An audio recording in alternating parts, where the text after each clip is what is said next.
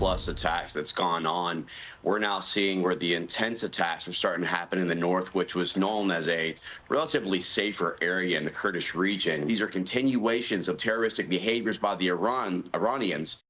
New reaction to the United States finally hitting back at Iran proxy attacks in the Mideast with overnight retaliatory strikes on Hezbollah targets in Iraq. But it comes after more than 100 such attacks on our troops in the region since mid-October. Is this response strong enough? Mike Lown is managing director of Beacon Global Strategies and a former National Security Council member under President George W. Bush. Michael, welcome. Thanks for having me. So at least 103 attacks since October. The latest one, 3 service members were injured, 1 critically. What do you think of the president's response to this latest violence? Well, I have to say I'm glad that he finally hit back, but he should do it earlier in the cycle. His red line seems to be if a U.S. troop or a U.S. contractor gets hit, injured, or killed, then the United States will hit back.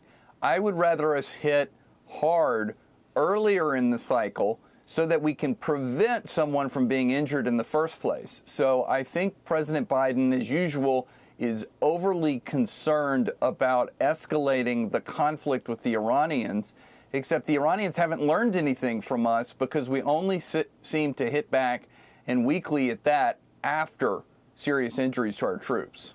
So more than 100 attacks on U.S. service members in Iraq and Syria since October. Do you think National Security Advisor Jake Sullivan would like to have this comment from September 30th back? Let's play it, and I'll get your reaction. The Middle East region is quieter today than it has been in 2 decades. Now, challenges remain. Iran's nuclear weapons program, the tensions between Israelis and Palestinians. But the amount of time that I have to spend on crisis and conflict in the Middle East today compared to any of my predecessors going back to 9/11 is significantly reduced. About a week later, of course, Hamas launched its deadly attack on Israel. That's definitely the gaffe of the year. I think they really wanted to point to the Middle East as a place where they were able to park a conflict and focus elsewhere. Except the world doesn't work like that. We know so much more now about the Iranians being hooked up with the Chinese and with the Russians. They all work together to work against the United States. And so we're not going to be able to take a vacation from any of the major theaters in the world. We've got to stay vigilant, and we have to make sure that we're deterring our adversaries so they don't take additional action. After all, if we can deter them, that lessens the chance that the United States gets into a conflict later. Israeli Prime Minister Benjamin Netanyahu laid out in the Wall Street Journal what he sees as the path to peace, writing, quote, "Our 3 prerequisites for peace. Quote, Hamas must be destroyed, Gaza must be demilitarized, and Palestinian society must be de-radicalized. These are the 3 prerequisites for peace between Israel and its Palestinian neighbors in Gaza." How do they get that done?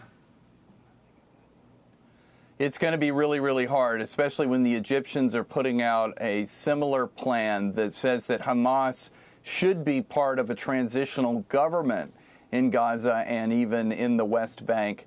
We can't even live with that, and of course the Israelis cannot live with that.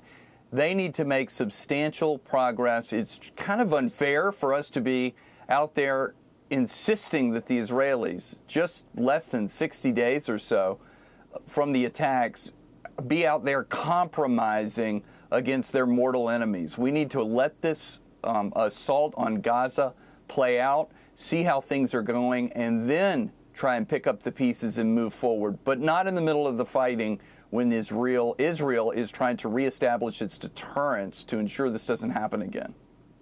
Michael Allen, grateful for your time and your analysis today. I'm Steve Doocy. I'm Brian Kilmeade. And I'm Ainsley Earhart. And click here to subscribe to the Fox News YouTube page to catch our hottest interviews and most compelling analysis.